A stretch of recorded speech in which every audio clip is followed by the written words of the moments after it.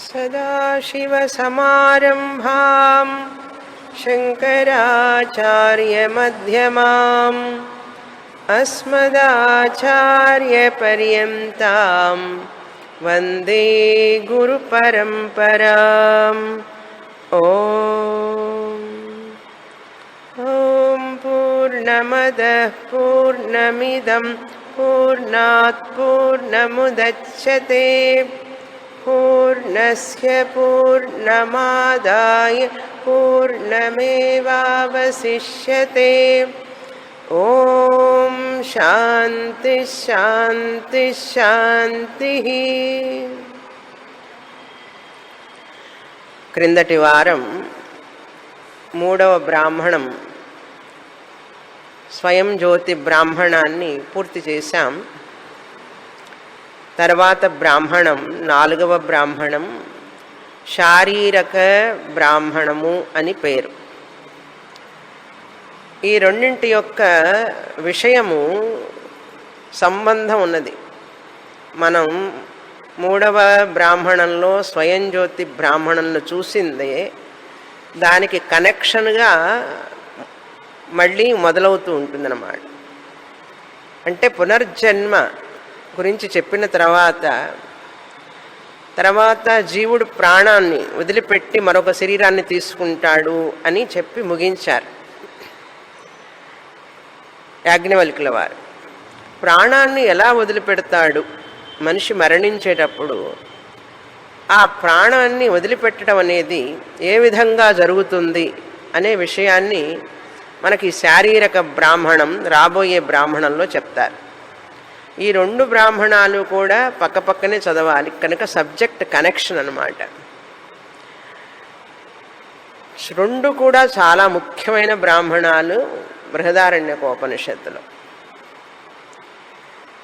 కనుక మనం ఈ యొక్క మూడవ బ్రాహ్మణం యొక్క సారాంశం చూడాలి. మొత్తం చాలా ముఖ్యమైన విషయాలు అందులో చెప్పబడినాయి కనుక ఒకసారి ఆ సారాంశం అంతా తెలుసుకొని తర్వాత నాలుగవ బ్రాహ్మణంలోకి వెళతాం. ఇందులో 38 మంత్రాలు ఉన్నాయి. చాలా పెద్ద బ్రాహ్మణం. 38 మంత్రాలతో ఉన్న బ్రాహ్మణం ఇదొక్కటే. అంటే స్వయం జ్యోతి బ్రాహ్మణం చాలా పెద్ద బ్రాహ్మణం. ఇందులో 4 విషయాలు చెప్పబడినాయి. ఈ 38 మంత్రాలలో 4 విషయాలు చెప్పబడినాయి. మొదటి 7 మంత్రాలు 1 నుంచి 7 వరకు మొదట జనక మహారాజు ప్రశ్నతో మొదలవుతుంది ఈ బ్రాహ్మణం. 7వ మంత్రం వరకు యాజ్ఞవల్కుల వారు ఆత్మ జ్యోతిస్వరూపము అని తెలియజేస్తారు. అది మొదటి విషయం, ఆత్మ జ్యోతిస్వరూపము.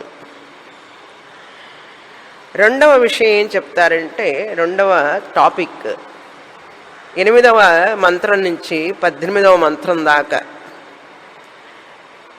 ఈ స్వయం జ్యోతి అయినటువంటి ఆత్మ దేహము కంటే వేరైనటువంటిది, దేహ విలక్షణత్వం అనే విషయాన్ని చెప్తారు. తర్వాత 19వ మంత్రం నుంచి 33వ మంత్రం దాకా ఈ 8 నుంచి 18 వరకు దేహ విలక్షణం ఎలా చెప్తారంటే స్వప్న ఉదాహరణతో చెప్తారు. మన కళ ఉదాహరణ చెప్తూ మనకు తెలియజేస్తారు యాజ్ఞవల్కుల వారు. 19వ మంత్రం నుంచి 33వ మంత్రం వరకు నిద్ర గురించి చెప్తారు. నిద్ర సుషుప్తి అవస్థ. ఈ రెండు ఎందుకు చెప్తారంటే స్వప్నం అనేది పునర్జన్మకి ఉదాహరణగా, నిద్ర అనేటువంటిది మోక్షమునకు ఉదాహరణగా చెప్పబడింది. చాలా ముఖ్యమైనటువంటి విషయం. రెండవ టాపిక్ దేహ విలక్షణ ఆత్మ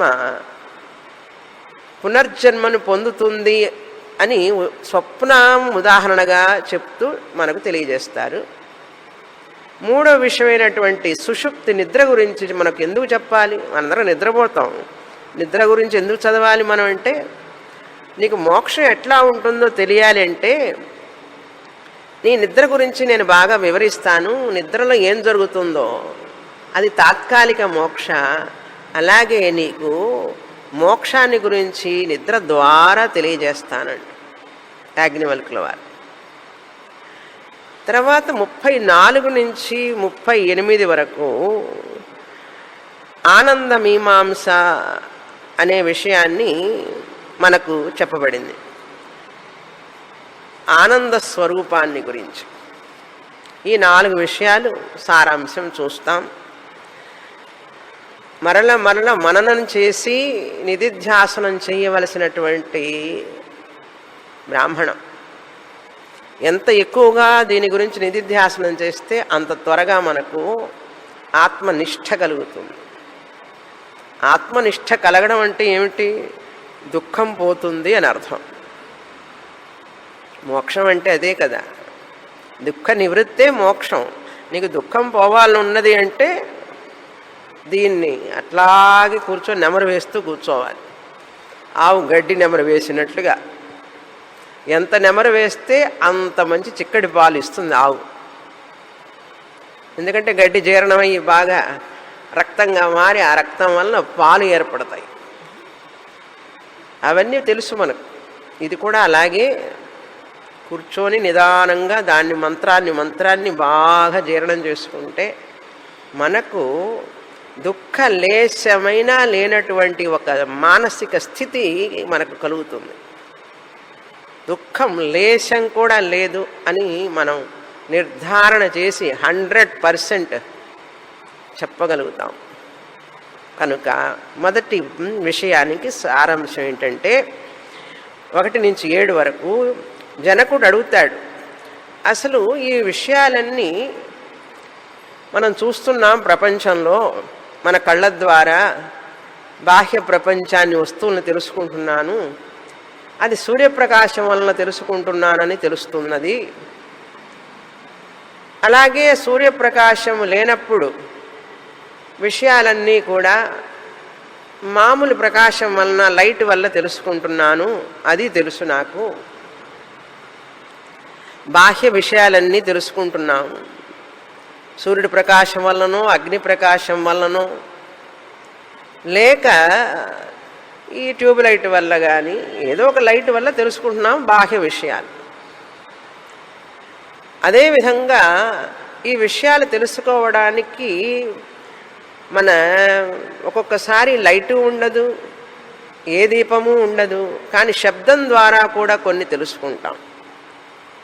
అది కూడా ఒక లైట్ లాంటిదే. లైట్ అంటే తెలుసు కదా మనకు. దేని సమక్షంలో అయితే కొన్ని విషయాలు తెలుస్తాయో.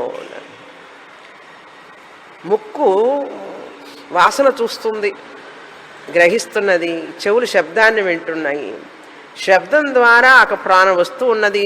ఏ వస్తువు కింద పడుతుందో అది ఏ వస్తువు చెప్పగలరు మీరు.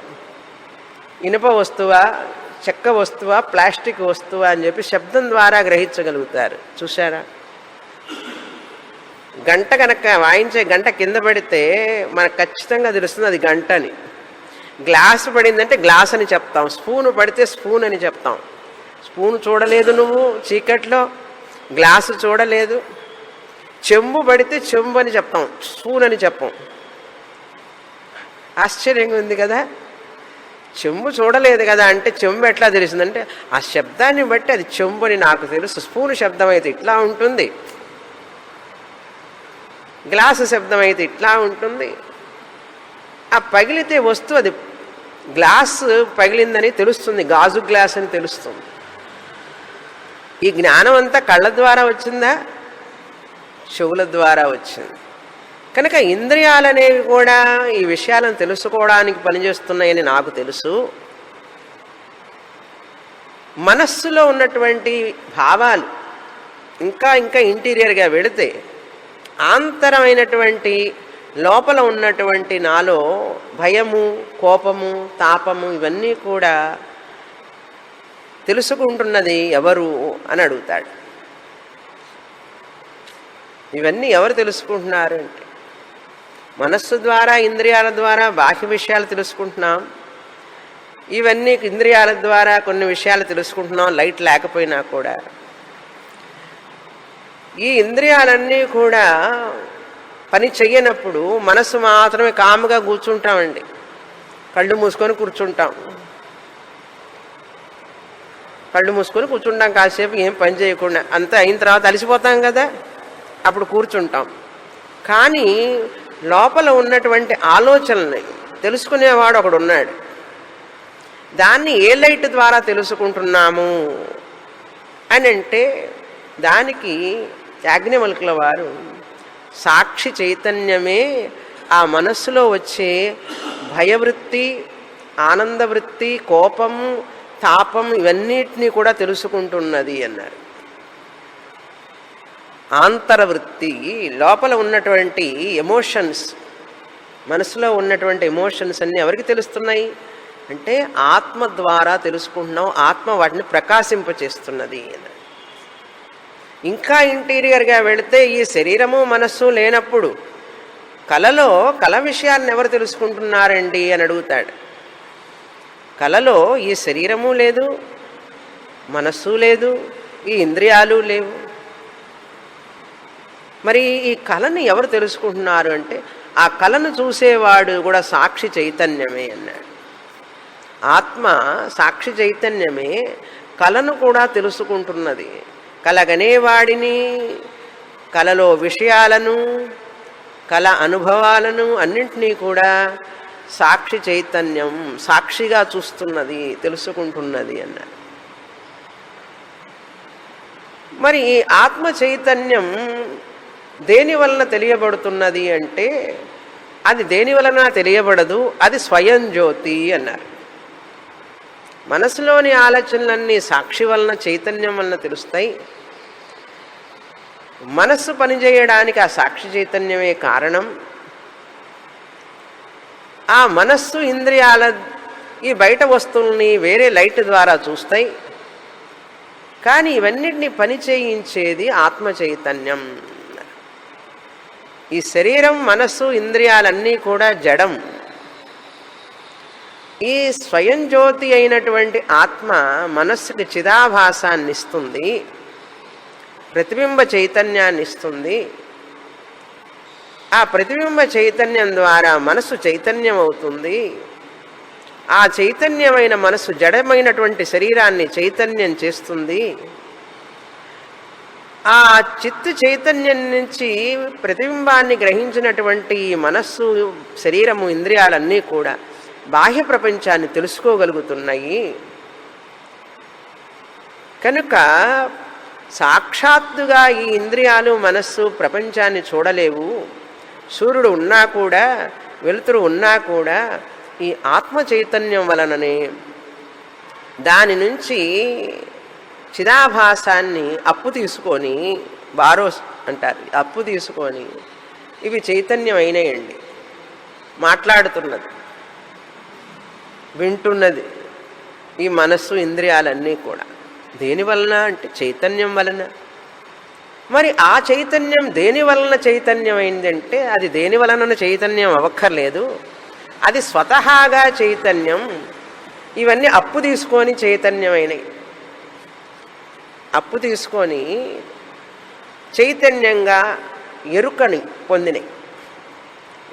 ఆ ఆత్మ చైతన్యం స్వతంత్రం, స్వయం జ్యోతి, స్వయంగానే అది జ్యోతిస్వరూపము, చైతన్య స్వరూపము. సెన్షియంట్ అంటారు ఇంగ్లీష్లో, సెన్షియంట్. అది సెన్షియంట్గా ఉండి, స్వయం జ్యోతిగా ఉండి వీటికి కొంచెం అప్పిచ్చి వీటిని పని చేయిస్తుంటుంది. కానీ ఈ సంగతి అజ్ఞానులకు తెలియదు, శాస్త్రం చదవని వాళ్ళకు తెలియదు, శాస్త్రం చదివిన వాళ్ళకి తెలుస్తుంది. కనుక స్వామీజీ ఒక ఉదాహరణ చెప్తుంటారు. ఈ చైతన్యమైన స్వయం జ్యోతి చైతన్యం నేను, ఈ యొక్క ప్రతిబింబ చైతన్యం నా యొక్క రిఫ్లెక్షన్. అంటే నేనే ప్రతిబింబ చైతన్యాన్ని ఇచ్చి ఈ శరీరాన్ని నడిచేటట్లు, మాట్లాడేటట్లు, నవ్వేటట్లు, వినేటట్లు, తినేటట్లు చేస్తున్నాను అని జ్ఞాని తెలుసుకుంటాడు. ఆ విధంగా శాస్త్రం చదివి. ఇంతటి సత్యాన్ని తెలుసుకోకపోవడం దురదృష్టం అవుతుంది. అదృష్టవంతులు తెలుసుకుంటారు, దురదృష్టవంతులు తెలుసుకోలేరు అని ఆయనే చెప్తారండి, నేను చెప్పలేదు. ఎందుకండి దురదృష్టవంతులు అంటారు స్వామిని గారు అన్నారు. సహ కృపణ అని చెప్పి యాజ్ఞవల్కుల వారే చెప్తారు. ఆ ఆత్మ స్వయం జ్యోతి మూల విరాట్ లాంటిది. గర్భగృహంలో మూల విరాట్ ఉంటుంది, ఆయన పక్కనే ఉత్సవ విగ్రహం ఉంటుంది. ఆ ఉత్సవ విగ్రహం ఏం చేస్తున్నారంటే బయటికి తీసుకెళ్ళి ఊరేగింపు చేసుకొస్తారు. ఈ చిదాభాస కూడా ఉత్సవ విగ్రహం లాంటిదిట. మంచి ఉదాహరణ. చిత్తు చైతన్యమేమో మూల విరాట్ లాంటిది. ఆ ఉత్సవ విగ్రహం కూడా పక్కనే పెడతారు. ఆ పూజారి మనకు చెప్పేటప్పుడు లోపల స్వామివారి చరిత్రను చెప్పేటప్పుడు ఇది ఉత్సవ విగ్రహం అని చెప్పి చెప్తారు. పక్కనే ఉంటుంది, చిన్నది చూసారా. ఆ ఉత్సవం చేసేటప్పుడు ఉత్సవమూర్తి అంటారు, అందుకే బయటికి తీసుకొస్తారు. తీసుకొచ్చి ఒక రథం మీద కూర్చోబెట్టి వీధి వీధి తిప్పుతారు. ఈ ప్రతిబింబ చైతన్యం చిదాభాస ఉత్సవమూర్తి లాంటిది. అది ఎవరంటే ఈ మూల విరాట్ అయిన నా స్వయం జ్యోతి అయిన చైతన్యమే నేనే ఉత్సవమూర్తిగా ఈ శరీరాన్ని తిప్పుతూ ఉంటాను అటు ఇటు.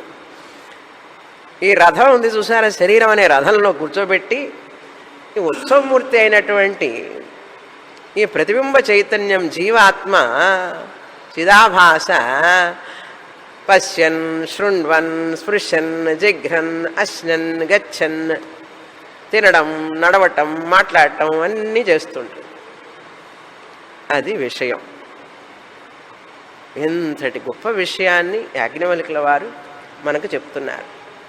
ఇవన్నీ ఎప్పుడు మనకు వంట పడతాయంటే మనకి ఎప్పుడైతే ఈ యొక్క రాగ ద్వేష కోప తాపాలు డ్రాస్టికల్గా తగ్గిపోతాయో, సాధన చతుష్టయ సంపత్తి ఉంటుందో పరిపూర్ణంగా, వివేకం, వైరాగ్యం, ఇంద్రియ నిగ్రహం, శమ, మనోనిగ్రహం, దమ ఇంద్రియ నిగ్రహం, ఓర్పు, తితిక్ష, శ్రద్ధ, సమాధానం, ఏకాగ్రత ఇవన్నీ ఉంటాయో, తీవ్రమైన ముముక్షుత్వం ఉంటుందో వాళ్ళకి ఇది టక్కుని అర్థమవుతుందంటారు. టక్కునంటే ఎట్లండి? టక్కుని అర్థమవుతుంది, వెంటనే అర్థమవుతుంది అన్నాడు. ఎందుకంటే మనస్సు ప్రశాంతంగా ఉంటుంది సాధన చతుష్టయ సంపత్తి ఉన్న వాళ్ళకి. ఏమండి, ఒకటే గుర్తు మనకు, సాధన చతుష్టయ సంపత్తి ఉన్నదా లేదా, స్వామిని నాకు ఉన్నదా లేదా చెప్పండి అంటే స్వామిని గారు చెప్పక్కర్లేదు, మనకే తెలుస్తుంది. ఎలా తెలుస్తుందంటే అది మాత్రం చెప్తాను. ఓకే, మీకు సాధన చతుష్టయ సంపత్తి ఉన్నదా లేదా అని నాకు తెలియక్కర్లేదు, నాకు తెలియదు కూడా, అది మీకే తెలుస్తుంది. మీకు ఆకలి ఉన్నదని చెప్పి నాకు తెలుస్తుందా? తెలియదు కదా, మీకే తెలుస్తుంది. అట్లాగే సాధన చతుష్టయ సంపత్తి ఉన్న వాళ్ళ లక్షణం ఏంటంటే శాస్త్రం వినేటప్పుడు వారి మనస్సు గంటసేపు శాస్త్రం చెప్తే గంటసేపు శాస్త్రం మీదనే ఉంటుంది మనస్సు. వాళ్ళకి ప్రపంచం ఉండదు, ప్రపంచానికి వాళ్ళు ఉండరు. వాళ్ళు ఉండరంటే ఏమిటి? World is dead to me, I'm dead to the world. అంతటి ఫోకసింగ్ మైండ్లో ఉంటారు వాళ్ళు. అది సాధన చతుష్టయ సంపత్తి ఉన్నది అనడానికి ఒక తార్కాణం. సబ్జెక్టులో మునిగిపోతారనమాట. అట్లా ఉప్పు ఊరగాయలు ఊరినట్లు. ఏమండి, ఉప్పు ఊరగాయ, మామిడికాయ ముక్క, నిమ్మకాయ ముక్కలు ఎట్లా ఊరిపోతుంది. ఎటుపక్క పట్టుకున్నా, ఎటుపక్క పట్టుకోవడం ఏంటో తెలుస్తుందా, ఎటుపక్క నాలిక మీద పెట్టుకున్నా ఉప్పు ఉప్పు ఉప్పుగానే ఉంటుంది. అదేవిధంగా మన శాస్త్రం వినేటప్పుడు, చదివేటప్పుడు, ఆ నోట్స్ చదివేటప్పుడు, గురువు చెప్పేటప్పుడు, వినేటప్పుడు ఎట్లా ఉంటుందంటే మన మనస్సు ఫుల్గా 100% శాస్త్రం మీద ఉంటుంది. అది కరెక్ట్గా గురువుగారు చెప్తున్నట్లే అర్థమవుతుంటుంది మనకు. కరెక్ట్గా సందేహాలు అక్కడికక్కడే తీరిపోతూ ఉంటాయి, ఎటు మనస్సు చెలించదు. అది సాధన చతుష్టయ సంపత్తి ఉన్నదనడానికి తార్కాణం. వాళ్ళకి సబ్జెక్టు శాస్త్రం తప్ప మిగతావన్నీ సెకండరీ అండి. శాస్త్రమే ప్రధానం, శాస్త్రమే ప్రధానం, శాస్త్రం చెప్పే గురువే ప్రధానం. వాళ్ళకి మరొకటి ఉండదు. అది సాధన చతుష్టయ సంపత్తి ఉన్నదనడానికి తార్కాణం. ఓకే, అది అసైడ్ విషయం అండి. ఈ విషయం అర్థం కావాలంటే అంతటి వైరాగ్యం కావాలి. అనాత్మ మీద, ఇల్లు, పిల్లలు, సమస్యలు, డబ్బులు, విషయాలు, వీటన్నిటి మీద మనస్సు ఉన్నంత వరకు ఇది ఎక్కదు. ఏమంటే ఏదో ఒకటే కదా ఎక్కుతుంది. దానికి ఒక ఉదాహరణ చెప్పాను కదా. రాసిన బోర్డు మీద ఏమన్నా రాస్తామా? బోర్డు మీద ఏమైనా రాసి ఉంటాయి ఆల్రెడీ. స్క్రిబుల్డ్ బోర్డు అంటారు. టీచర్ రాగానే ఏం చేస్తుంది క్లాసుకి? టీచర్ రాకముందే వాడు తుడిచిపెట్టాలి లీడర్, అప్పుడే టీచర్ రాస్తుంది. మళ్ళీ రాసిన బోర్డు మీద రాసింది అనుకోండి, ఏ టీచరు రాయదు, రాసింది అనుకోండి, ఏమన్నా అర్థం అవుతుందా? మన మనస్సు కూడా అంతేనండి. మనస్సు ఇల్లు, పిల్లలు, డబ్బులు, వ్యవహారాలు, లోకము, వాళ్ళు, వీళ్ళన్నీ ఉన్నాయనుకోండి, అది రాసిన పలక లాంటిది. దాని మీద గురువు ఎన్నెన్నా చెప్పండి, ఉపనిషత్తులు అయిపోతూ ఉంటాయి, భగవద్గీత అయిపోతూ ఉంటుంది, తర్వాత గ్రంథాలు అయిపోతూ ఉంటాయి. ఎన్ని అయిపోయినా కూడా మనకు మాత్రం ఎక్కదు. అది విషయం. ఎందుకంటే మనస్సు ఎక్కడెక్కడో పెడుతూ ఉంటుంది, వస్తూ ఉంటుంది, మళ్ళీ వెళుతూ ఉంటుంది. మనకు తెలియకుండానే జరిగిపోతుంది. ఇది వారాలు అయిపోతాయి, సంవత్సరాలు అయిపోతాయి, దశాబ్దాలు కూడా అయిపోతాయండి. తర్వాత 15 ఏళ్లకి 20 ఏళ్లకి మనం తెలుసుకుంటాం, అర్రెర్రే ఆ రోజు నా మనస్సు కొంచెం సేపు కూడా నిలవలేదు శాస్త్రం మీద అని చెప్పి 20 సంవత్సరాల తర్వాత అనుకుంటారు.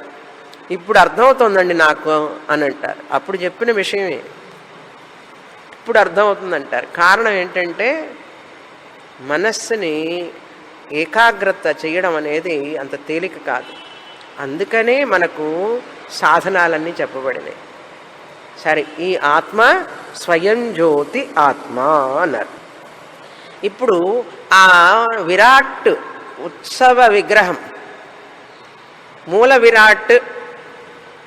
విగ్రహం, ఆ మూల విరాట్ ఎవరంటే నేనే పరమాత్మని, చిత్ చైతన్యాన్ని. చిత్ అంటేనే చైతన్యం. నా చిదాభాస ఉన్నది చూసారా? నా చిదాభాస అంటే ఏమిటి? అహంకారం, మనస్సులో ప్రతిబింబిస్తున్నటువంటి ఆ యొక్క అహం అనే అహంకారం ఏదో ఉందో, దేని వలన అయితే ఈ శరీరం పనిచేస్తుందో అది నా ఉత్సవ విగ్రహం లాంటిది. అది అందుకని ఉదాహరణ చెప్పాను, అర్థమవుతుందని. ఇంతవరకు ఆత్మ వలననే అన్నీ తెలుసుకుంటున్నాం. మనం కళ్ళు తెలుసుకుంటున్నాయి అంటాం, మనసు తెలుసుకుంటున్నది అంటున్నాం. అది తప్పు. యాక్చువల్గా కళ్ళు తెలుసుకున్నట్టుగా, మనసు తెలుసుకున్నట్లుగా, సూర్యుడు అన్ని ప్రకాశింపజేస్తున్నట్లుగా అని చెప్తాం. అది LKG lesson, primary school lesson. అసలు సూర్యుడిని కూడా ప్రకాశింపజేసేది నేనే. ఇంకా చెప్పాలంటే న తత్ర సూర్యోభాతి న చంద్రతారకం న నేమా విద్యుతో భాంతి కుతోయమగ్ని. కనుక నేనెవరిని? ఇప్పుడు స్వయం జ్యోతి ఆత్మ చైతన్యాన్ని, మూల విరాట్టు లాంటి వాడిని. స్త్రీ అయితే మూల విరాట్టు లాంటి దానిని అని చెప్పుకోవాలి. స్త్రీలు ఉన్నారు కనుక, పురుషులు ఉన్నారు కనుక నేను ఆత్మస్వరూపాన్ని. కానీ ఆత్మస్వరూపంలో స్త్రీ పురుష భేదం లేదు. శరీరం ద్వారా చెప్పుకోవాలి కనుక అలా చెప్పుకుంటాం. ఇది మొదటి విషయం అండి. తర్వాత రెండో విషయం ఏంటి? దేహ విలక్షణం. ఈ ఆత్మ, స్వయం జ్యోతి ఆత్మ దేహము కంటే వేరైనటువంటిది. అసలు ఈ మూల విరాట్టు లాంటి ఆత్మ చైతన్యం, స్వయం జ్యోతిని నేను, ఈ దేహానికి సంబంధం లేదు నాకు. విలక్షణం అంటే వేరు, వేరైనటువంటి వాణ్ణి. మూల విరాట్టునైన చైతన్యాన్ని ఈ శరీరానికంటే వేరైన వాణ్ణి అని ఎట్లా తెలుసుకోవాలండి అన్నాడు. నిద్రలోకి వెళ్ళు, తెలిసిపోతుంది అన్నాడు. అంత తేలిక అర్థం కాదు. ఇది ఫెవికాల్ లాగా పట్టుకొని, ఫెవికాల్ చూశారు కదా, ఈ సెలోఫెన్ కూడా ఈ చేతితో తీస్తే ఈ చేతికి అంటుకుంటుంది, మళ్ళీ ఆ చేతిని తీస్తే మళ్ళీ దీనికి అంటుకుంటుంది. అట్లాగే జాగ్రత్తలో ఉన్నంత వరకు మనకి ఇది బోధపడదు తొందరగా. అందుకని యాజ్ఞవల్కుల వారు కళలోకి వెళదాం, కాసేపు కళ గురించి చదువుకుందాం అన్నారు. ఏమిటండి అంటే, నువ్వు కళలోకి వెళ్ళినప్పుడు ఈ జాగ్రత్త శరీరం ఉన్నదా? ఈ జాగ్రత్త శరీరం పనిచేస్తోందా? లేదు కదా. ఈ కళ్ళు పనిచేస్తున్నాయా? ఏమైనా చూస్తున్నాయా ఈ కళ్ళు అన్నారు? గట్టిగా మూసుకున్నావు నిద్రలో. ముక్కు పనిచేస్తుందా అంటే, ఏమంటే నిద్రపోయే వాడి దగ్గర తీసుకెళ్ళి పువ్వులు పెట్టండి ముక్కు దగ్గర, వాసన తెలుస్తుందా? తెలియట్లే. చెవు దగ్గరికి పోయి కొంచెం శబ్దం చేయండి, శంఖం ఊదండి, ఏదైనా చిటిక వేయండి, వినపడుతుందా? చెయ్యి ఇట తాకితే తెలుస్తుందా?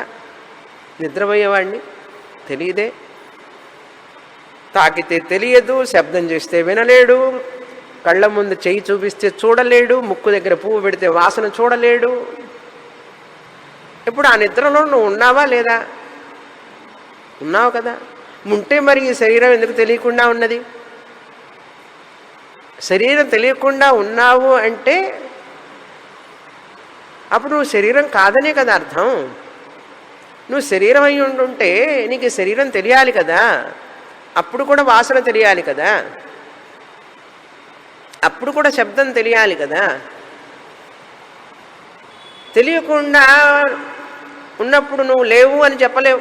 నేను లేనండి అందుకే తెలియలేదంటావా? పోని అదన్నా ఒప్పుకోవాలి.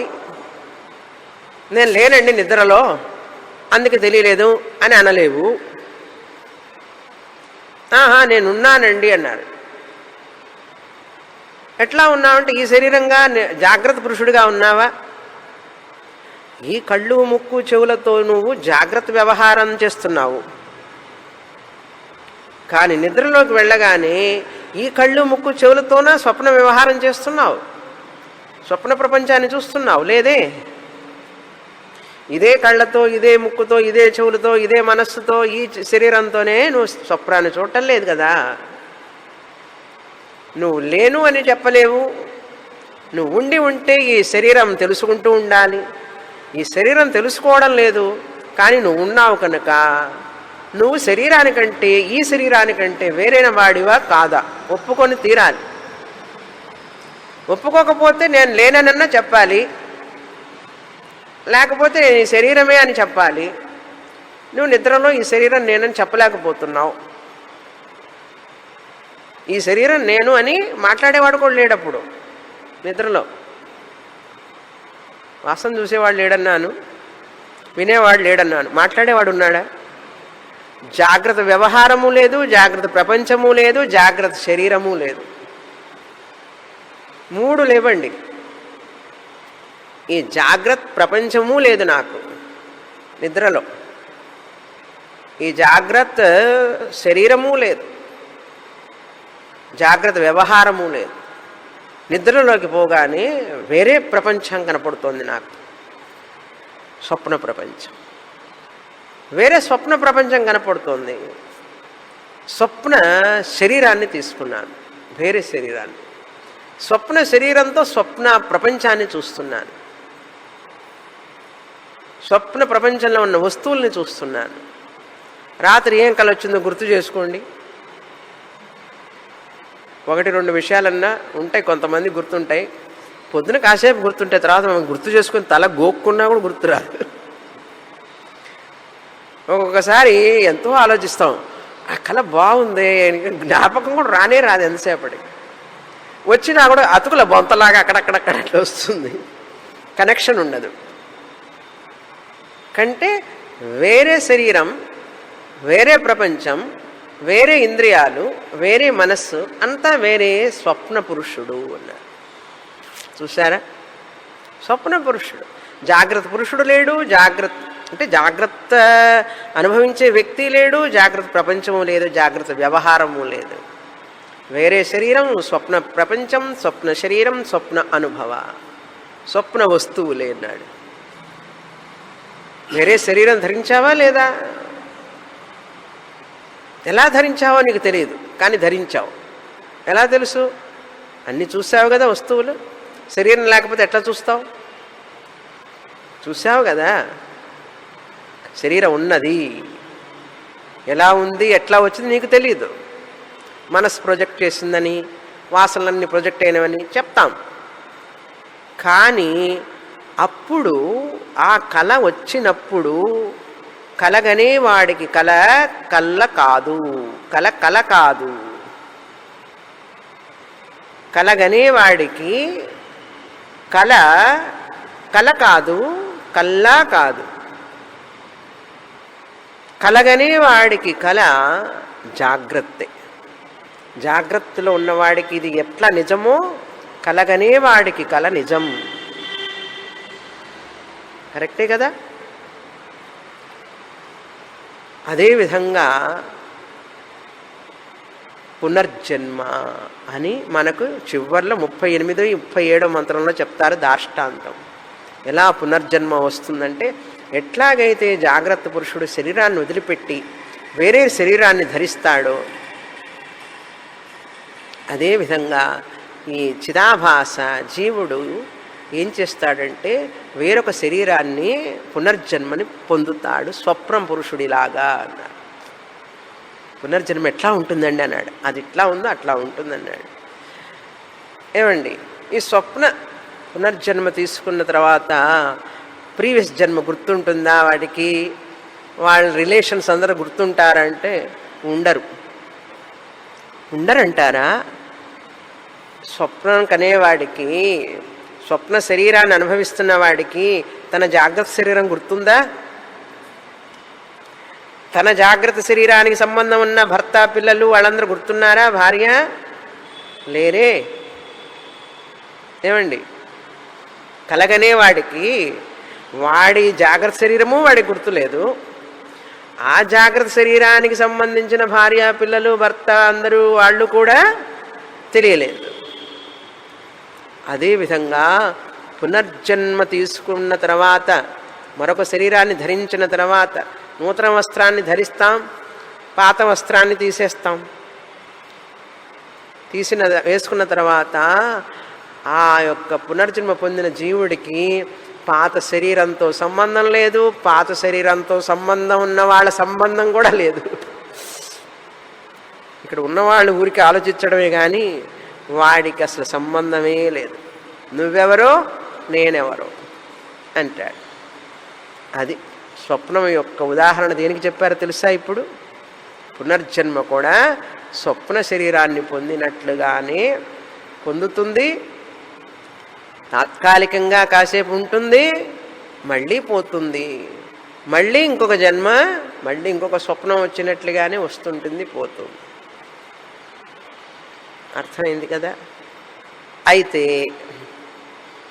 ఏమిటి? ఈ స్వప్నము ప్రాతిభాసిక సత్యం, పునర్జన్మ వ్యావహారిక సత్యం. అది డిఫరెన్స్. పునర్జన్మ వ్యావహారిక సత్యం, స్వప్నము ప్రాతిభాసిక సత్యం. ఇది విషయం. దేహ విలక్షణత్వం మొదటి లక్షణం. ఆత్మ యొక్క లక్షణం దేహ విలక్షణత్వం. తర్వాత స్వయం ప్రకాశత్వం. స్వయంగానే తెలుస్తూ ఉంటుంది ఆత్మ. దానికి వేరే ఒక లైట్ అవసరం లేదు, ఇంద్రియాల అవసరం లేదు, మనస్సు అవసరం లేదు. ఎందుకంటే నిద్రలో, స్వప్నంలో ఇంద్రియాలు లేవు, ఈ మనస్సు లేదు, ఈ శరీరము లేదు, ఏమీ లేదు. కానీ స్వప్నాన్ని తెలుసుకునేవాడు స్వయం జ్యోతి ఉన్నాడు. అందుకని లేచిన తర్వాత కళ గురించి మీరు మాట్లాడుతున్నారు కదండి. ఎవరండి ఆ కళను తెలుసుకున్నవాడు? మెలకుతో ఉన్నవాడా? బుద్ధి, మనస్సు, ఇంద్రియాలు ఏం పనిచేయడం లేదు నిద్రలో. కలగనేవాడు తెలుసుకున్నాడంటే కళ సత్యము కాదు. ఎందుకంటే లేచిన తర్వాత వాడు లేడు, కలగనేవాడు లేడు, కలగని విషయాలు లేవు, కలగని అనుభవం లేదు, ఏమీ లేదు. మరి కళ గురించి మాట్లాడుతున్నారు మీరు లేచిన తర్వాత. అంటే ఎవరో కళని చూస్తున్నారు. అప్పుడు రిజిస్టర్ చేసుకున్నాడు నోట్బుక్లో, ట్రంప్ గారు సైన్ చేసినట్టు వాళ్ళ పుస్తకాల్లో సబర్మతి ఆశ్రమానికి పోయి ఆయన సైన్ చేస్తారు. అట్లాగే అక్కడ ఎవరో అన్ని రాసుకున్నాడనమాట కళలో అన్నీ. ఎవరిని చూశాను, ఎట్లా చేశాను, ఎక్కడికి వెళ్ళాను, ఏమేమి చూశాను నోట్ చేసుకున్నాడు. ఏమేమి జరుగుతున్నది నోట్ చేసుకున్నాడు. మెలకు రాగానే ఈ శరీరం ద్వారా వ్యక్తం చేస్తున్నాడు. ఇంత మెకానిజం ఉందండి. ఈ చదువు ముందు ఎంబీఏలు ఎంటెక్లు ఎందుకండి మీరు చెప్పండి? వృధాయే కదా. వృధా అంటే అవి పొట్ట కూటి కోసం, పోషణ కోసం తప్పితే మరెందుకు పనికిరావు. ఎంత టెక్నాలజీ అయినా ఎంత పోయినా కూడా ఈరోజు ట్రంప్ గారు మన దేశాన్ని గురించినంత మాట్లాడినంతగా మన దేశంలో వాళ్ళకి తెలియవు. విన్నారా వారి సంభాషణ? ఈ దేశం గొప్పదనాన్ని ఆయన అంత చక్కగా మాట్లాడారు. ఈ దేశంలో ఉన్న వాళ్ళకి చాలామందికి తెలియదండి అంత గొప్పతనం. ఈ దేశంలో ఉన్నటువంటి ప్రధానమంత్రి చేసినటువంటి గొప్ప పనులు ఈ దేశ ప్రజలకు తెలియవు. ట్రంప్ గారు వచ్చి ఆయన చేసిన పనులన్నీ పేపర్ లేకుండా ఏకరువు పెట్టేస్తున్నారు. మాట కూడా వెతుక్కోలేదు, ఒక్క మాట కూడా ఆయన. అంటే ఎంత గమనించుంటారు ఈయన చేసేవన్నీ కూడా, ఈ ప్రధానమంత్రి చేసినవన్నీ కూడా. ఎన్ని విషయాలు ఎన్ని గురించి చెప్పారు, ఒకటా రెండా? ఇప్పుడు ట్రంప్ గారు ఎందుకు వచ్చారు మధ్యలో? ఆ సైన్. అట్లాగే ఆత్మ అన్ని రిజిస్టర్ చేసుకున్నదండి. అందుకనే స్వయం జ్యోతిగా ఉండి తనను తాను ప్రకాశింపజేసుకుంటూ స్వప్నాన్ని ప్రకాశింపజేసింది. అది స్వప్నాన్ని తెలుసుకున్నది. లేచిన తర్వాత ఈ శరీరం ద్వారా, ఎందుకంటే ఆత్మకి నోరు లేదు కదా చెప్పడానికి, అందుకని ఈ నోటి ద్వారా లేచిన తర్వాత స్వప్నాన్ని గురించి వ్యక్తం చేస్తుంది. అర్థమైందా? బాగుందండి అన్నారు. తర్వాత లక్షణం, మూడో లక్షణం. ఇప్పుడు దేహ విలక్షణత్వం ఆత్మ లక్షణం. ఆత్మ స్వయం జ్యోతి స్వరూపం రెండవ ఆత్మ లక్షణం. మూడు ఆత్మ అసంగత్వం. ఏ శరీరంలో ఉన్నా కూడా, జాగ్రత్త శరీరంలో ఉంటుంది జాగ్రత్త అవస్థలో, స్వప్న శరీరంలో ఉంటుంది స్వప్నావస్థలో. రెండు శరీరాల్లోనూ చూస్తూ ఉంటుంది జరుగుతున్నదంతా, కానీ దానికి శరీరంతో సంబంధం లేదు. అసంగత్వం. అది ఆత్మ యొక్క గొప్పతనం. అది ఫ్యాన్లోనూ ఉంటుంది, బల్బులోనూ ఉంటుంది, ఎలక్ట్రిసిటీ. దానికి ఏమిటి బల్బుతో ఎలక్ట్రిసిటీకి సంబంధం లేదు. అట్లాగే ఇక్కడ ఆత్మ అసంగ స్వరూప. కలలో లాగానే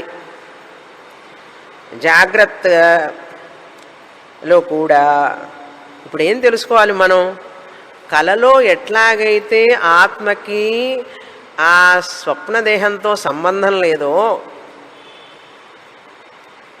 ఎందుకంటే కళను తెలుసుకున్నవాడే కదా, తెలుసుకునేవాడు తెలుసుకునబడే దానికంటే వేరు. అదేవిధంగా జాగ్రత్తలో కూడా జాగ్రత్త శరీరాన్ని తెలుసుకునేవాడు తెలుసుకునబడే శరీరానికంటే వేరు, భిన్నం. అసంగత్వాత్. ఘటవత్, కుండవత్, కుండలాగే తెలుసుకునబడేది తెలుసుకునేవాడి కంటే వేరు.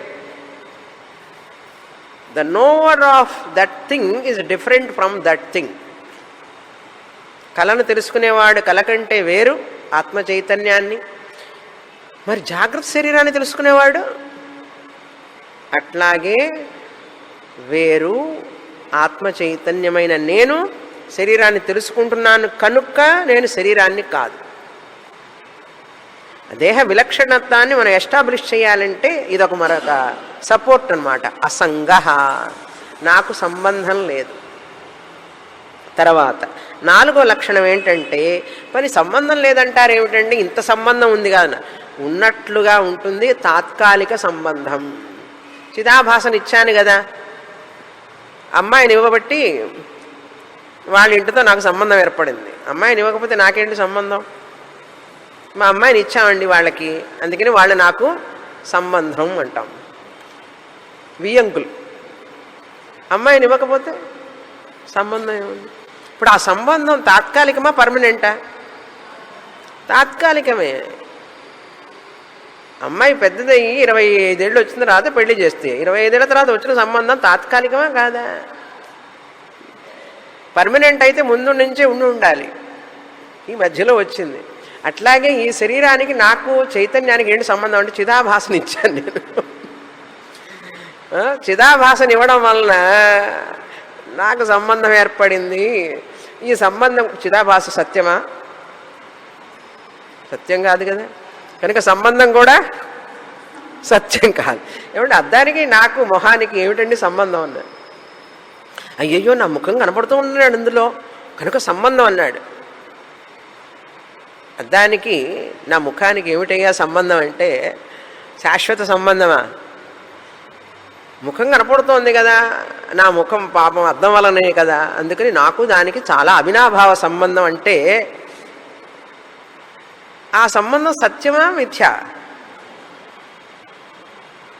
ఎందుకంటే అందులో కనపడే ముఖం మిథ్య కనుక.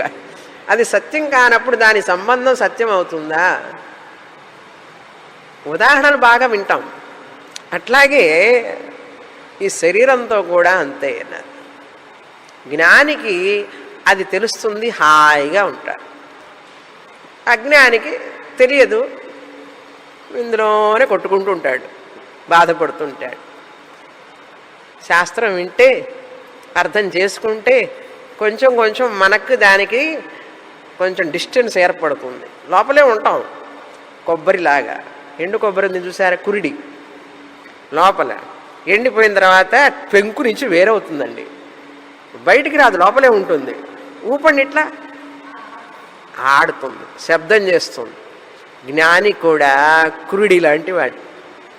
నేను కూడా ఈ శరీరంలోనే ఉంటాను, టచ్ మీ నాట్, నేను దేహాన్ని కాదు.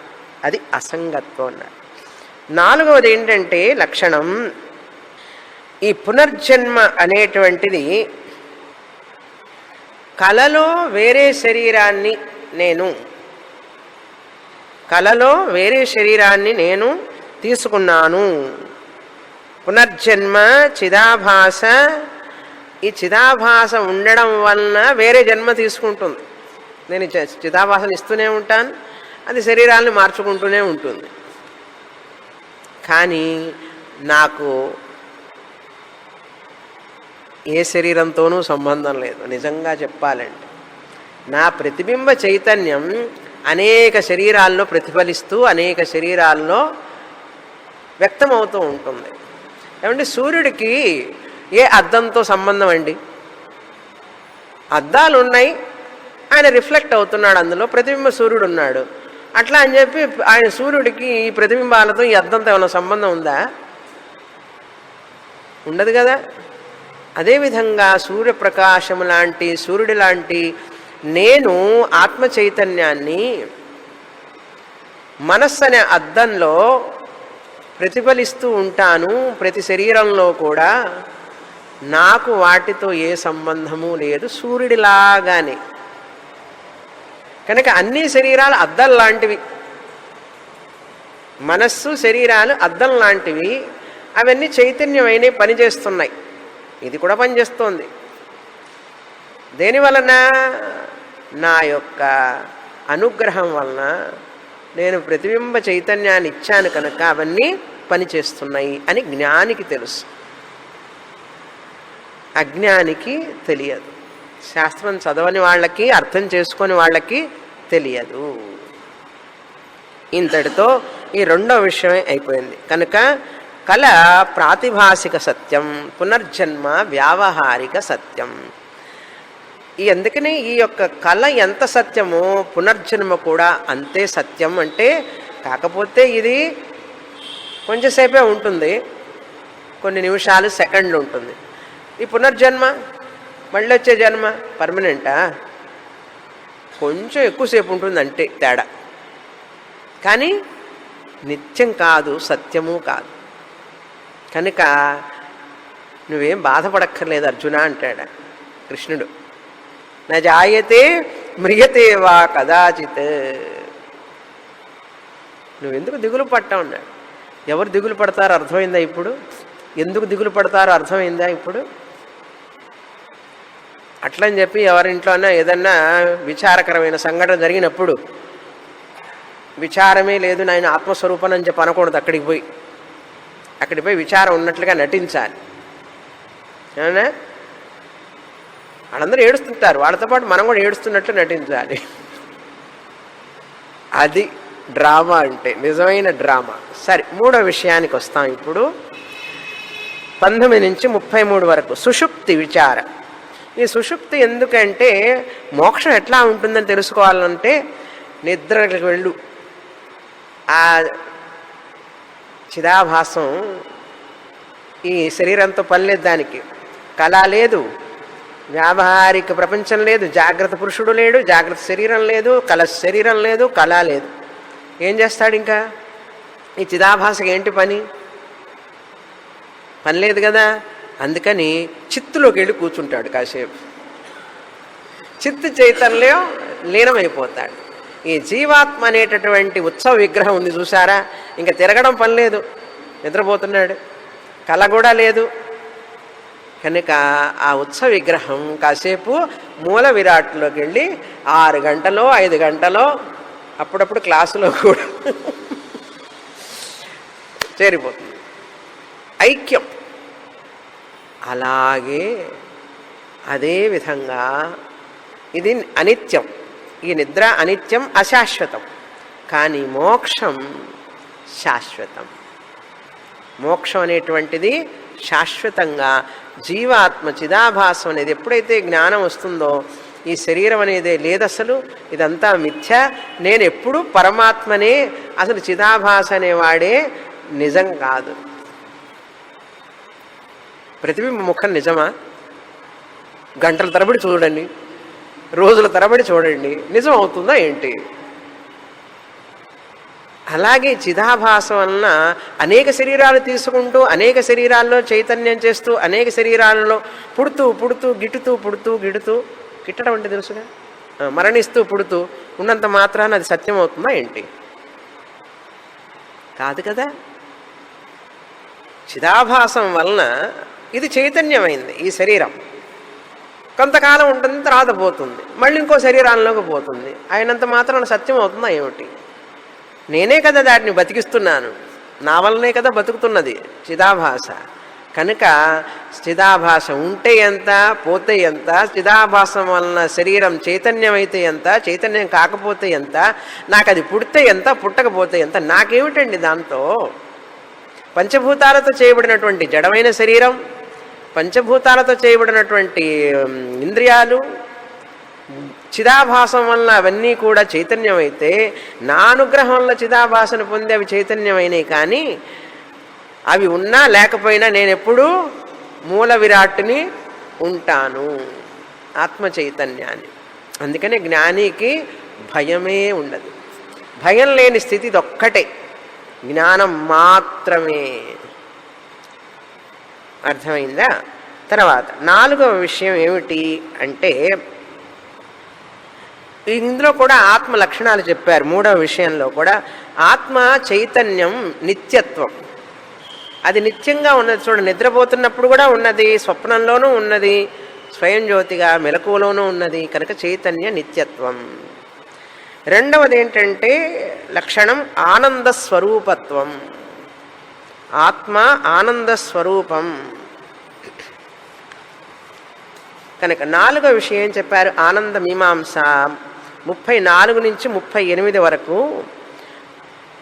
ఆనందం అనేటువంటిది ఎట్లాగైతే చైతన్యము, ఉత్సవ విగ్రహం ఆర్సి, మూల విరాట్టు ఓసి, బింబ చైతన్యం, ప్రతిబింబ చైతన్యం చెప్పినట్లుగానే ఆనంద స్వరూప ఆత్మని కూడా 2గా చెప్పారు. స్వరూపానందం, అనుభవానందం, విషయానందం, కోశానందం అని చెప్పి ఈ యొక్క విషయానందం కూడా 2 రకాలుగా చెప్పారు. విషయజన్య ఆనందం అనుభవించడం వలన వచ్చేది, వైరాగ్యజన్య ఆనందం, వైరాగ్యం వలన వచ్చే ఆనందం. విషయం ఉన్నా ఆనందం, విషయం లేకపోయినా కూడా ఆనందం పొందుతాడు వివేకి. వైరాగ్యం వలన అది అనుభవిస్తే ఇంకా సమస్యలే వస్తాయి, నాకేం వద్దులే అని చెప్పి వైరాగ్యం వలన ఆనందం అనుభవిస్తాడు. అని చెప్పి రెండు ఆనందాలు చెప్పారు మనకు. కనుక విషయానంద, వైరాగ్యానంద. ఈ విషయానంద టెంపరరీ, వైరాగ్యానంద పర్మనెంట్. కనుక మోక్షానికి సహాయపడుతుంది వైరాగ్యానంద. విషయానంద మనల్ని ఇంకా ప్రపంచంలో పడేస్తుంది, మోక్షానికి దారి తీయదు అని చెప్పారు. కనుక విషయానంద ద్వారా ప్రారబ్ధాన్ని అనుభవిస్తూ ఉంటాం, వైరాగ్యం ద్వారా మనం జ్ఞానాన్ని పొందుతాం, జ్ఞానం ద్వారా మోక్షాన్ని పొందుతాం. మోక్షానంద వచ్చేది ఎట్లా వస్తుందంటే జ్ఞానానందం వలన వస్తుంది. జ్ఞానం వచ్చినప్పుడు మోక్షానందం కలుగుతుంది. అది నిత్యానందం, నిత్యానందం, శాశ్వత ఆనందం. కనుక 34 నుంచి 38 వరకు, 34 నుంచి 38 వరకు చెప్పేది పునర్జన్మ దార్ష్టాంతం. ఈ యొక్క ఆనంద మీమాంస కూడా 3వ దాంట్లోకి వెళ్ళిపోతుంది. 19 నుంచి 33 వరకే చెప్పిన దాంట్లోకి వెళ్ళిపోతుంది. ఈ 4వ టాపిక్లో ఏంటంటే పునర్జన్మకి 2 ఉదాహరణలు చెప్పారు. దార్ష్టాంతం కళ మాత్రం చెప్పారు అక్కడ. ఇక్కడ 2 ఉదాహరణలు ఏంటంటే బండి మీద సామాన్లు వేసుకొని పోయినట్లుగా ఈ జీవాత్మ అన్ని ఇంద్రియాలని, మనస్సు, బుద్ధి, చిత్త, అహంకారాలన్నీ, సూక్ష్మ శరీరాన్ని బండి మీద ఎక్కించుకుంటాడు. కిర్రు కిర్రు కిర్రు అని శబ్దం చేసుకుంటూ వెళతాడు ఇంకొక ఇంట్లోకి అని ఉదాహరణ, శకట దృష్టాంతం. అంటే ఆ బండి నడిపేవాడు ఎవరండి? జీవాత్మ. అంటే జీవాత్మ నడపలేడు బండిని, పరమాత్ముడు నడుపుతాడు. భగవంతుడే ఆ బండి నడిపేవాడు. వీడిని మళ్ళీ ఏ శరీరానికి తీసుకెళ్ళాలి, ఏ ఇంటి అడ్రస్ వీడికి తెలియదు కదా. బండి నడిపేవాడికి తెలుస్తుంది అడ్రస్, వాడు తీసుకెళ్తాడు. పరమాత్ముడే వీడి యొక్క కర్మల ప్రకారంగా ఈ జీవుణ్ణి, సూక్ష్మ శరీరం ఉంది కదా, నీకు ఇంకొక శరీరం కావాలి, నువ్వు చేసిన పుణ్యపాపాలు అనుభవించాలి కనుక నిన్ను ఇంకొక శరీరంలో పడేయాలి కనుక పడేయటమే కదా, ఆ శరీరంలోకి తీసుకెళ్ళి మళ్ళీ అక్కడ సుఖ దుఃఖాలు అనుభవించు. అది విషయం. ఇంకొక ఉదాహరణ చెప్పారు, 2వ ఉదాహరణ. ఇది మొదటి ఉదాహరణ. 2వ ఉదాహరణ చెప్పారు రాజదృష్టాంతం. రాజుగారు ఎట్లాగైతే ఒక గ్రామాన్ని నుంచి ఇంకొక గ్రామానికి వెళుతున్నప్పుడు ఆయన యొక్క మంది బార్బలం అంతా వస్తారు, అన్నీ రెడీ చేసి పెడతారు. వస్తున్నారు, రాజుగారు వస్తున్నారు వస్తున్నారు వస్తున్నారు, ట్రంప్ గారు వస్తున్నారు. కరెక్ట్ ఉదాహరణ ఈవేళ. ఎంత అరేంజ్మెంట్లు, ఎన్ని కోట్లు ఖర్చు పెట్టారు. 1 కోటో 2 కోట్లు ఖర్చు పెట్టారు. 150 crores ఆయన రావడానికి ఖర్చు అండి. 150 అంటే మనం దానికి 1000 కోట్లు సంపాదించాలి ఇప్పుడు దాని మీద. లాభం ఉంటే కదా అండి చేస్తారు నరేంద్ర మోడీ గారు, లేకపోతే ఏం చేయరు. కనుక ఏదో ఉంది బిజినెస్ డీల్ అక్కడ. కానీ మన దేశానికి అందరూ అంటారు ఎందుకు అంత ఖర్చు చేయడం, 2 రోజులకు అన్నారు. చెయ్యాలి, తప్పదు. ఎందుకంటే ప్రపంచ దేశాలన్నిటి ముందు మన దేశం గొప్పదిగా నిలబడాలి అంటే ఒక బలమైన దేశం యొక్క సపోర్ట్ ఉండాలి. దీన్నే డిప్లొమసీ అంటారు. ఆయన ఎంత చక్కగా మాట్లాడారో చూడండి. అసలు ఆ ట్రంప్ గారు ఇంతవరకు ఏ ప్రెసిడెంట్ మన దేశాన్ని గురించి అంత పొగిడి మాట్లాడటం, ప్రైమ్ మినిస్టర్ గురించి అంత పొగడటం, ఆయన చేసిన పనులన్నీ చెప్పడం. అందుకని ఖర్చు పెట్టినా కూడా ప్రజలలో ఒక దేశభక్తిని, చైతన్యాన్ని, దేశంలో ఐక్యతని తేవడానికి మనకు తోడ్పడుతుంది. వీళ్ళు ఒక్కొక్క మినిస్టర్లు ఎంతెంత ఉన్నాయి వీళ్ళకి ప్రాపర్టీలు. ఆయన మంచికి దేశం కోసం ఖర్చు పెడుతున్నాడు ప్రైమ్ మినిస్టర్ గారు. కనుక మన కళాచారం గురించి, కళల గురించి ఎంత మాట్లాడారో చూసారు ఆయన. అన్ని భాషలు, అన్ని రకాల వాయిద్యాలు, అన్ని రకాల చూస్తుంటేనే భారతదేశం మొత్తం చూసినట్లే ఉంది. మనం వెళ్ళి చూడలేం కదా, దగ్గర కూర్చొని అన్నీ చూస్తామా? ప్రతిదీ చూడలేం కదా. కనుక ప్రతి దాంట్లో కూడా వచ్చేటప్పుడు ఎట్లాగైతే శిశువు వస్తూ ఉన్నప్పుడు ఇంట్లో వాళ్ళందరూ కూడా గర్భవతి అయినప్పటి నుంచి కూడా అందరికీ ఒక పండుగ లాంటిది. ఆ జీవుడు జన్మిస్తున్నాడు కదా, రాబోతున్నాడంటే వెల్కమ్. రెడ్ కార్పెట్ వేసి వెల్కమ్ చేస్తారనమాట. ఎంత ఖర్చు పెడతారండి అబ్బాయి పుట్టే వరకు? వాడికి పుట్టిన తర్వాత వాడికి ఎన్ని కొంటారు చూసారా, ఎన్ని కొంటారు. ప్రెసిడెంట్ గారు వస్తే 2 రోజులకి ఎందుకంటే అంత ఖర్చు అంటారు. ఈ పిల్లవాడికి బొమ్మలు వీడు ఆడుకునేది 2, 3 ఏళ్ళు 4 ఏళ్ళు, తర్వాత అన్నీ పారేస్తాడు. ఎందుకు అంత ఖర్చు పెడుతున్నావు ఇవి చెప్పు. వాడేమన్నా బొమ్మలు లైఫ్ లాంగ్ వాడుకుంటాడా? ఒక్కొక్క కారు ఒక్కొక్క బండి కొనాలంటే వాడికి ఎన్ని కొంటారండి. ఒక ఇంట్లో చూస్తే అసలు రూమ్కి మొత్తం ఉంటాయి. అమెరికాలో ఒక ఇంటికి వెళ్ళినప్పుడే చూస్తే ఆశ్చర్యపోయినా నేను. ఒక రూమ్ నిండా బొమ్మలే. ఏమిట్రా అంటే ఇవన్నీ ఎందుకండి అంటే ఇవన్నీ సెకండ్ హ్యాండ్ వేనండి, మళ్ళీ వీడికి ఆడుకున్న తర్వాత మళ్ళీ బయట పెట్టామనుకోండి అందరూ కొనుక్కుపోతారని. అది అక్కడ నోటీసులు పెట్టామంటే ఇవన్నీ కొనుక్కుపోతారు. అన్నీ కొత్తగానే ఉంటాయి, పాత పడవు, మరి కొత్తగానే ఉంటాయి, అన్నీ కొనుక్కుపోతారు. మనకి ఏది వేస్ట్ కాదు అక్కడ. కనుక ఎవరిని వచ్చినా ఖర్చు పెట్టినా కూడా వేస్ట్ కాదు, మనకి ఉపయోగపెట్టుకుంటాం. ఊరికి ఖర్చు పెట్టరు. సరే, అలాగే ఈ రాజుగారు వచ్చినప్పుడు వెల్కమ్ చేసినట్లుగానే ఈ జీవుడు వస్తున్నప్పుడు వెల్కమ్ వెల్కమ్ వెల్కమ్ అంటారు. మళ్ళీ వెళ్ళేటప్పుడు కూడా ఆయనతో పాటు పంపాలి, సాగనంపుతారు. వెళ్ళి రావయ్యా వెళ్ళి రావయ్యా వెళ్ళి రావయ్యా అని శ్మశానం దాకా. అచ్చలు రాజుగారికి లాగానే ఆయన వెళ్ళేటప్పుడు వచ్చేటప్పుడు ఎలాగైతే మంది మార్బలంతో వస్తారో ఈ జీవుడు కూడా ఈ శరీర ఇంద్రియాలు మనస్సు బుద్ధి చిత్త అహంకారం అనే పటాలంతో పోతాడు, ఎంటర్ అవుతాడు శరీరంలో. మళ్ళీ వెళ్ళేటప్పుడు అందరినీ తీసుకొని పోతాడు. ఇంద్రియాలు మనస్సు బుద్ధి చిత్త అహంకారాలన్నింటినీ తీసుకొని ఈ శరీరాన్ని ఇక్కడ వదిలిపెట్టేసి వెళ్ళిపోతాడు. ఇదే అండి కథ. ఇప్పుడు ఈ కథ నిజమా? ఏ కథ? జీవుడు మరొక శరీరంలో ప్రవేశించడం, బయటికి రావడం, మళ్ళీ ప్రవేశించడం, ఈ జీవాత్మ ప్రతిబింబ చైతన్యం, ఇవన్నీ సత్యమా? ఎంత సత్యం? కళ ఎంత సత్యమో అంతే సత్యం. కనుక బాధపడవలసిన పని లేదు. అయితే ఆ జీవుడు ఎట్లా పోతాడో చెప్పండి, ప్రాణం ఎట్లా వదిలిపెడతాడు, అప్పగేటప్పుడు ఏం జరుగుతుంది? చాలామందికి వెరీ క్యూరియస్ అనమాట, తెలుసుకోవాలని ఉంటుంది. ఎందుకంటే ఆ చనిపోయేవాడు చెప్పడు, ఏం మాట్లాడలేడు కదా. అందుకని మనం ఎట్లా పోతామో మనకు తెలియదు. అందుకని ఉపనిషత్తు చేస్తుంది, మీకు ఎవరికి తెలియదు, నేను చెప్తాను నెక్స్ట్ బ్రాహ్మణంలో అంటుంది వచ్చేవారం. పూర్ణమద పూర్ణమిదం పూర్ణాత్ పూర్ణముదచ్యతే పూర్ణస్య పూర్ణమాదాయ పూర్ణమేవావశిష్యతే.